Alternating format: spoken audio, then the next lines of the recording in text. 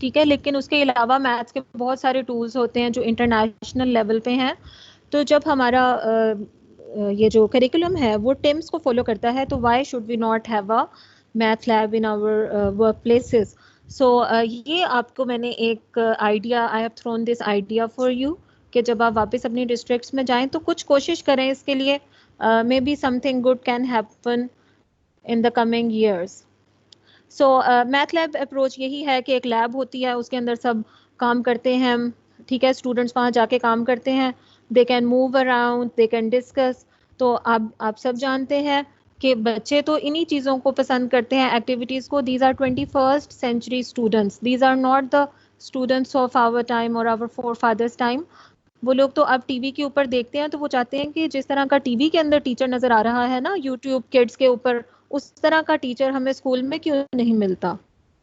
तो इसलिए हमें बहुत ज़्यादा वेल इक्विप्ड होने की ज़रूरत है। Yes sir, please next slide.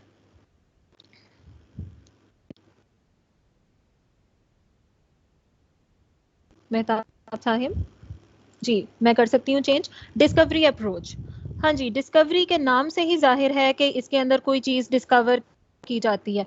इसके ऊपर हाँ जी, एक क्वेश्चन हम ले लेते हैं। Please raise your hand who want to answer this, that what is discovery approach. जो पहले हाथ खड़ा कर देगा उसी को हम मौका दे देंगे।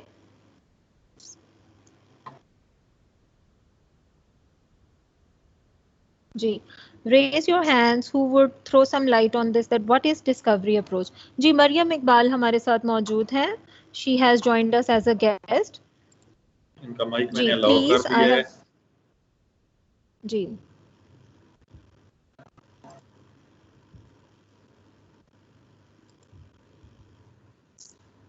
यस मरियम इकबाल, क्या आप हमें सुन पा रही हैं?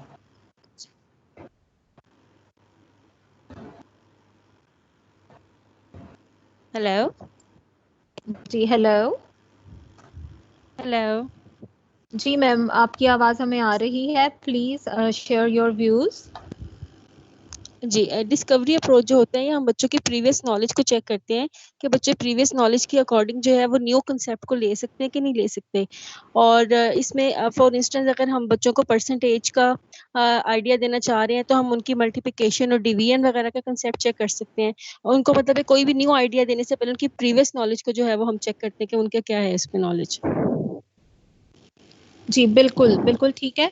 आप इसके अंदर देख सकते हैं कि वैसे तो यूँ नज़र आ रहा है कि ये भी किसी वर्क लैब में बैठ के काम कर रहे हैं, लेकिन ये ज्योमेट्री का काम हो रहा है। यहाँ पर कुछ ज्योमेट्रिकल ऑब्जेक्ट्स हैं और डेफिनेटली इसके अंदर the ultimate goal of this approach is to engage learner construct new knowledge on the basis of their previous knowledge. तो डेफिनेटली ग्राउंड लेवल का जो नॉलेज होता है उसको बिल्ड अप करने के लिए डिस्कवरी अप्रोच यूज की जाती है। जैसा कि आपने देखा है कि अगर आप बच्चों को ये सिखा देते हैं कि मल्टीप्लिकेशन का क्या कॉन्सेप्ट है, चलिए फ्रैक्शंस को ले लेते हैं। अगर आप उन्हें फ्रैक्शंस का कॉन्सेप्ट दे देते हैं तो वो खुद न्यू आइडियाज उसमें से ढूंढने लग जाते हैं, अपने घर में पिज्जा खाते हुए या फ्रैक्शन से रिलेटेड जो भी उनके ईटेबल्स होते हैं उनको लेते हुए। हम उन्हें मल्टीप्लिकेशन सिखा देते हैं तो वो कुछ कैंडीज परचेज करते हुए इस आइडियाज को यूज करने लग जाते हैं। जी, no, this is not inquiry based learning sir, this is discovery approach, जिसके अंदर अच्छा इन स्ट्रैटेजीज में कुछ तो ऐसी हैं जो आपको यूं लगेगा कि ये मिलती जुलती ही तो हैं, लेकिन उनमें थोड़ा थोड़ा डिफरेंस है। और अब हम आगे चलते हैं। जी, नेक्स्ट हमारे पास है प्रैक्टिकल वर्क अप्रोच। जी, प्रैक्टिकल वर्क अप्रोच, यहाँ पे हम एक क्वेश्चन लेते हैं। कोई जी प्रैक्टिकल मैम, सॉरी टू जी इंटरप्ट यू, सुफियान है। आप लोगों को स्लाइड्स नजर आ जा रही है? जी, जिन लोगों को स्लाइड्स नजर आ रही है वो हैंड रेज कर दीजिए या थम्स अप कर दीजिए। जी जी मैम, कंटिन्यू रखिएगा। Thank you miss Kiran. जी, सुफियान अहमद साहिब प्लीज आप इसको एलैबोरेट करें, प्रैक्टिकल वर्क अप्रोच को। जी, thank you ma'am for unmuting me. And practical work approach mean learning by doing. जो भी बच्चे लर्न कर रहे हैं उसको लैब में या अपने रोज़मर्रा ज़िंदगी में, तो उसको प्रैक्टिकल वर्क करके देखेंगे कि क्या ऐसा ये जो आइडिया मैंने आज लर्न किया स्कूल में, क्या वो काम करता है या नहीं है। तो ये just like learning by doing होती है।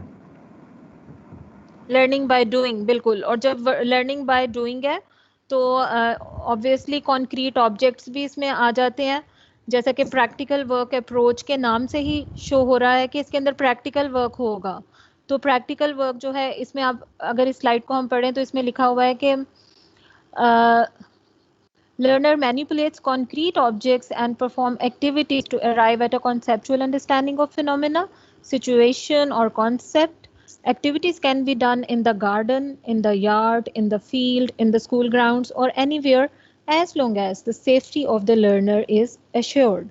तो यहाँ पर हम देख सकते हैं कि स्टूडेंट कहीं पर जाके भी काम कर सकता है, लेकिन हमारे